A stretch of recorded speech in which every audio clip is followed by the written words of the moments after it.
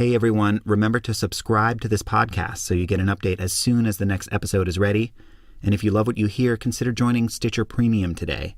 Stitcher Premium subscribers can hear the entire series.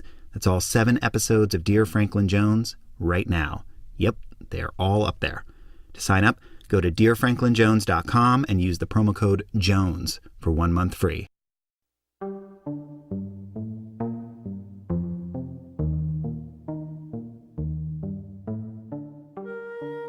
I love this photo. See, this is you with your yoga posture in the shower.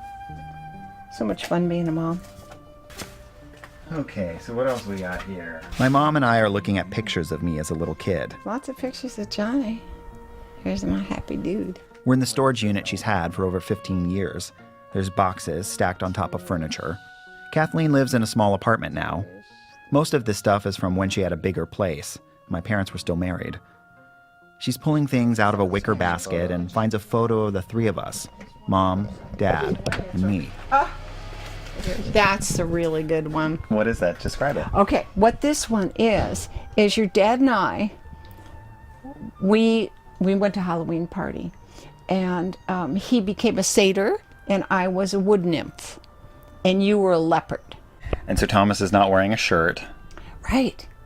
He's not. He might have gone like that, for all I know.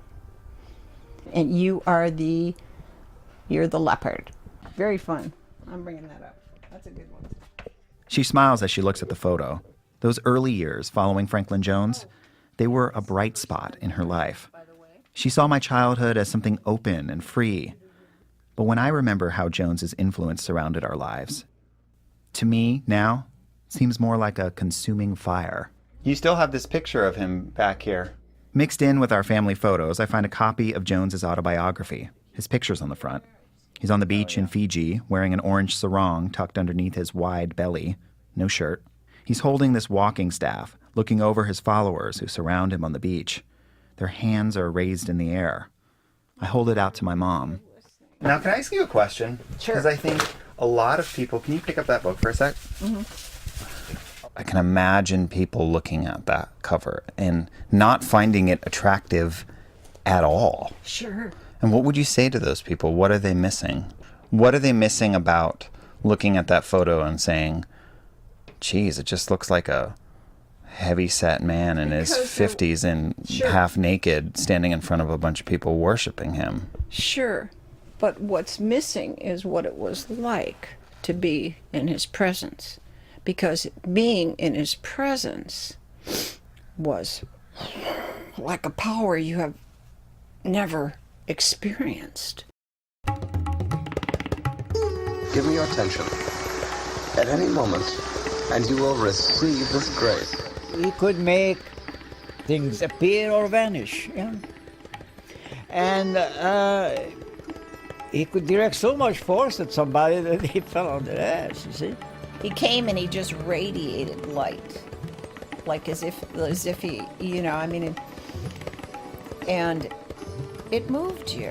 You were touched by it. But I'm not a me, you see? I literally am you.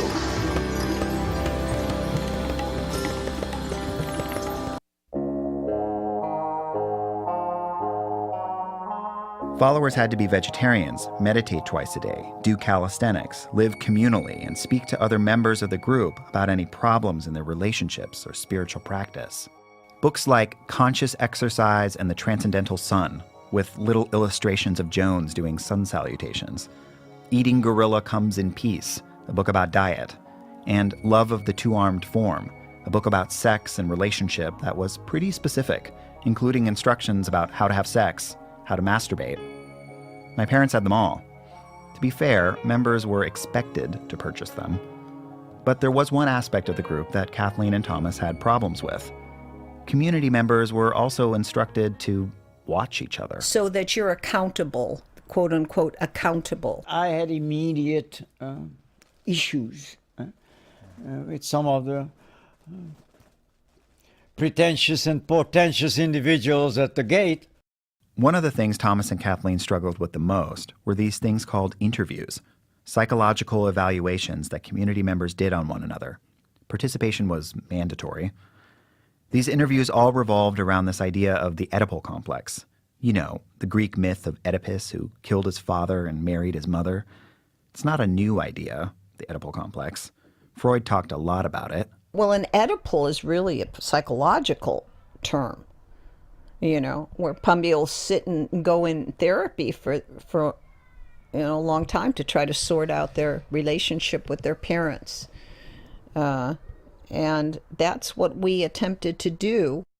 The community used this idea of the Oedipal complex as a method for probing each other, pushing each other.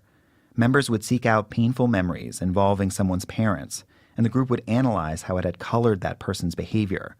They called it doing an Oedipal. There were people who were not very skilled who were doing your Oedipal, and they were going to help you to resolve things. Well, that often turned out to be a mess. There were people who wanted to be in the power seat, and so of course they would start telling you what they thought of you. My mom says these sessions were hard to go through and not very helpful. And you had to agree with the group's assessment. If you rejected their conclusions, you'd be called spiritually immature, which was the worst kind of insult for a follower of Franklin Jones. At home, my parents even tried to do each other's Oedipal. They combed through their early sexual experiences, dug into childhood traumas. Especially with Kathleen, God knows I went through her whole life. And they were exhausting, but it didn't do any good. I saw it didn't do any good. So my parents avoided these group therapy sessions. I remember them privately making fun of other group members for kind of being losers, or acting as Jones's bureaucrats and taking the business part of Jones's religion too seriously. They kept us separate, sort of. For a long time, we lived in the city, and my parents commuted to the sanctuary. But Thomas was close to one other member, James Steinberg. And we started to relate to each other. I mean, it took me a while to finally realize that Thomas was one of my best friends. James, you'll remember, was a part of the inner circle that dealt with the fallout of the controversy in the 80s. James became friends with my dad right around that time, started coming to him for acupuncture. Thomas was always a deep thinker, and so we would have very spirited discussions always, and we became heart friends. I mean, it was because we were talking about our spiritual practice. And eventually, James connects Thomas more closely to Jones. He helps Thomas relay messages, even edit some of his letters to him. Without James, I doubt my parents would have become as close to Jones as they eventually did.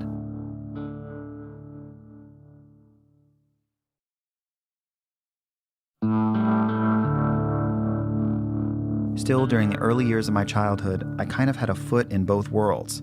Still went to public schools. After school, I'd ride my bike along the waterfront, past Alcatraz Island, the Golden Gate Bridge, play basketball, hang out with kids who didn't worship a man with many names.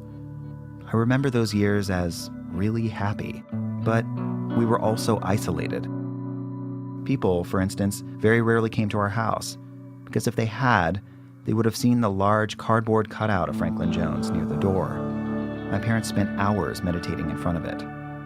Then, in 1993, when I was 8, Jones's inner circle sent my mom a message.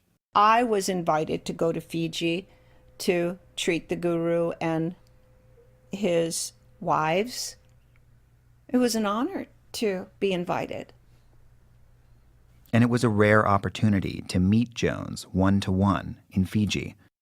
Jones's previous acupuncturist could no longer treat him, and so Kathleen went for 3 weeks in her stead. The first time she treated him, Jones wore an orange Speedo. Orange was the significant color of renunciation, which meant that you were going to renounce your separate self. And when she came back, her acupuncture business took off. On the island, she'd made friends with one of Jones's wives and started to give her treatments, too. Word spread quickly that the Hirsches had become Jones's healers, so his followers were also eager to be clients. At this point, my parents had been members for 10 years, and during that time, Jones had changed a lot. At one point, he told his followers he'd had a near-death experience, that he'd been called to remain on Earth by their prayers and the silent supplications of 4 billion unenlightened people on Earth. that he had been reborn to save mankind from suffering. And he'd renamed himself again, Swami Da Lavananda Paramahamsa Avadhuta, Heart Master Da Free John. Yeah. Consciousness itself is the true Heart Master. Consciousness itself is Da. Consciousness itself is self-existing, self-radiant, inherently free, Lavananda. I am Heart Master Da Lavananda. Consciousness itself is the way that I teach. When he moves back to California in 1995, Jones is physically different too. Dresses in orange robes and wears his hair in a top knot. He's lost a ton of weight. His cheeks are sunken in. His eyes seem darker, more intense. He begins calling himself a world teacher. And my parents start driving up on the weekends to sit in meditation with Jones. These events are large and open to most members. We called them darshans, which in Sanskrit means to see. Like he would come down and his attendants would come with him, and there would be candles lit in some cases and incense going. And all the gathering would be chanting in Sanskrit. That's like praying in, it's like praying, but chanting. His name was often in the chants. My parents say all kinds of bizarre and amazing things happened during these meditations. Thomas says he saw Jones exercise supernatural abilities. One time, he claims he was in darshan with Jones. He saw him stare at somebody, and then He could direct so much force at somebody that he fell on their ass, you see. followers collected proof that Jones had a hand in altering world events. They published them in a huge compendium called The Promised God-Man is Here. The book alleges that Jones helped topple the Berlin Wall, which happened exactly 1 week after his 50th birthday in 1989, and bring an end to authoritarian governments in Eastern Europe. In the book, there's a page of clippings from the Washington Post, cited as evidence. During a darshan, my mom says, Jones's power was almost tangible. He came and he just radiated light, and it moved you. It was touched by it in your heart. You could feel it. I could feel it in my heart, and it would open my heart more. And people would be crying and sobbing, not in a negative way necessarily, pouring out all their pouring their life out and feeling so, I guess you could say, blissed out afterwards.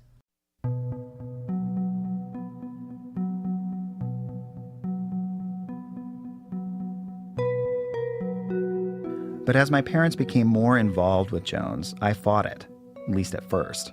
In 1995, I was 11 years old. We lived in Larkspur, California, and we argued all the time, especially me and my dad.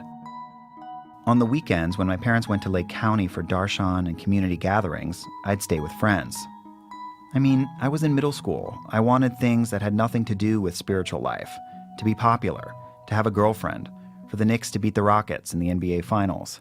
But my parents, they wanted me to meditate and join them on their drives to see Jones. And even though I resisted, they would bring back Jones's teachings, like the idea of those Oedipal therapy sessions. I remember once they tried to get me to admit my Oedipal, that I was sexually attracted to my mother. I still remember the deep disgust I felt. I was a preteen boy, and there was my dad standing in front of me, trying to make me confess that I wanted to have sex with my mom. I refused. Later that same year, our apartment burned down.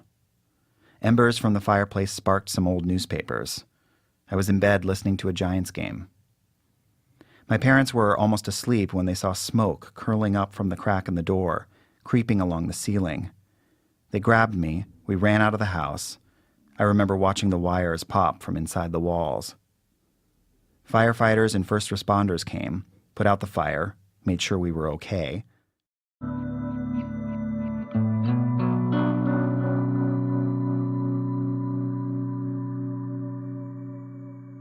We sat in our car in the driveway, and my dad turned to my mom and said, "Well, I guess we didn't really need all that stuff anyway."